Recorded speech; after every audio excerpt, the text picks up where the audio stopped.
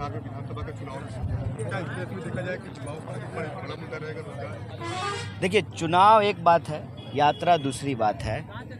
अगर आप इसमें संबंध निकालना चाहते हैं तो यात्रा और चुनाव का इतना ही संबंध है कि इस यात्रा का उद्देश्य ये है कि जो बिहार के, इस प्रदेश के प्रभावित युवा वर्ग हैं, जो किसी न किसी तरह से प्रताड़ित हैं, या तो जो प्रश्न पत्र लीक होने के चलते प्रभावित हो रहे हैं, या जो पेंडिंग भर्ती नहीं हो रही है उसके चलते प्रभावित हो रहे हैं, या जिनको नौकरी के नाम पे अस्थायी प्रबंधन जो है उनका किया गया है, उनको जो है समान वेतन नहीं मिल रहा है। तो जो भी प्रभावित वर्ग के युवा हैं, राजनीति के विमर्श के केंद्र में उनका सवाल हो।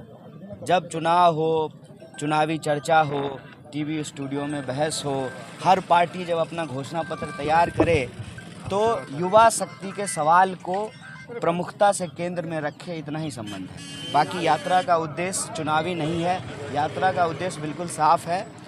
हमारी समझ ये है कि बिहार में पलायन एक बहुत बड़ा सवाल है, और पलायन जो है वो जुड़ा हुआ है शिक्षा की कमी से, रोजगार की कमी से, इलाज की कमी से और सामाजिक सुरक्षा की कमी से। अगर ये सब कुछ होता तो कोई अपना घर बार छोड़ करके कहीं और काम करने के लिए नहीं जाना चाहता है, क्योंकि घर तो यहीं है, आपकी पहचान यहीं की है और आपको हर मौके पे वापस आना है। मान लीजिए शादी है, कोई जो है मरनी हो गया है घर में, या कोई त्यौहार है, ईद है, होली है, बकरीद है, दिवाली है, तो ट्रेन में टिकट नहीं मिलता है, लोग धक्के खा करके किसी तरह से आते हैं। तो पलायन रुके और लोगों को नौकरी मिले, यही यात्रा का उद्देश्य। और सवाल है कि आप लोग यात्रा पे हैं, लेकिन बीजेपी ने चुनाव को लेकर जो है थीम सॉन्ग रिलीज किया है, जिसमें बोला है कि चमकेगा बिहार, गमकेगा बिहार। क्या कहेंगे? तो चमका ही रहे हैं 20-25 साल से। तो देखिए, अमूमन बीजेपी क्या कहती है इससे हमको कोई लेना देना नहीं है। बीजेपी को जो कहना है वो कहे। इस यात्रा में हम लोग कोशिश ये कर रहे हैं कि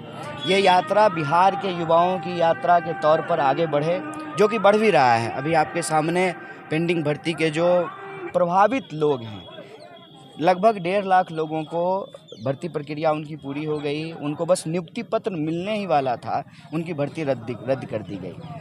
और उस वक्त बहाना दिया गया कोविड का, तब भी जो है कोविड के बीच में बिहार का चुनाव हुआ था, अगर आपको याद हो तो। बिहार में फिर चुनाव होना है, लेकिन इनको अभी तक नियुक्ति पत्र नहीं मिला है। बीपीएससी के स्टूडेंट पे आपने देखा कि किस तरीके से बिहार पुलिस डंडा चलाने का प्रैक्टिस कर रही थी, कि पानी पे डंडा चलाएंगे तो आवाज़ होगा कि नहीं होगा। उनको ये महसूस नहीं हो रहा था कि किसी इंसान की पीठ थी। तो कहीं ना कहीं प्रश्न पत्र लीक हो रहा है, भर्तियों में धांधलियाँ हो रही है, वक्त पे भर्ती नहीं निकल रहा है। बड़ी मुश्किल में है इस देश का और इस प्रदेश का युवा। तो बीजेपी क्या कहती है वो कहे। हम तो बस बीजेपी को इतना ही याद दिलाएंगे कि आपने भी कभी अपने चुनावी भाषणों में 2 करोड़ नौकरी देने का वादा किया था। तो आप अगर बिहार को गमकाना चमकाना चाहते हैं तो बताइए कि जो है कितनी नौकरियां, कितनी करोड़ नौकरियां आप हर साल देंगे। एक सवाल ये है कि मतलब आप पलायन की बात कर रहे हैं इस यात्रा के नाम पर। राजनीतिक पलायन भी बढ़ा रहा, आप दिल्ली से फिर चुनाव आया तो फिर बिहार में यात्रा है। बीजेपी वाले लोग कह रहे हैं, बीजेपी वाले तो ये तो बहुत सभ्य भाषा में बोल रहे हैं। मैं तो एक्सपेक्ट करता हूँ कि वो गाली गलौज करेंगे। ये तो आप बहुत सभ्य भाषा में बोल रहे हैं ना। प्रश्न यही है कि मुझे या किसी को भी क्यों जाना पड़ता है दिल्ली। देखिए, एम्स दिल्ली में भी है और पटना में भी है। तो जब पटना में एम्स है तो इलाज कराने के लिए दिल्ली एम्स क्यों जाना है। विश्वविद्यालय बिहार में भी हैं। पटना यूनिवर्सिटी 1907 में बना है, और जो दिल्ली में विश्वविद्यालय बहुत सारे खुले हैं वो आज़ादी के बाद के खुले हैं। तो फिर पटना के विद्यार्थियों को दिल्ली क्यों जाना पड़ता है। ये सवाल पूछिए खुद से, ये सवाल अपने मन से पूछिए। और इसमें जो है अनावश्यक राजनीतिक मसाला ढूंढने की बजाय एक सच ढूंढने का प्रयास कीजिए। और सच ये है कि अगर सरकार दावा करती है कि सब कुछ अच्छा है, तो सब कुछ अच्छा छोड़ करके लोग बुराई की तरफ जा रहे हैं। तो हमको बता दीजिए कि जो है पंजाब का लोग आकर के हमारा धान क्यों नहीं काट रहा है, हरियाणा के लोग आकर के हमारा जो है गेहूं का दौनी क्यों नहीं कर रहे हैं। गेहूं का दमाही करते हैं हरियाणा के लोग आकर के बिहार में। तो पलायन किसी का भी हो रहा है किसी भी वजह से, उसके मूल में क्या है।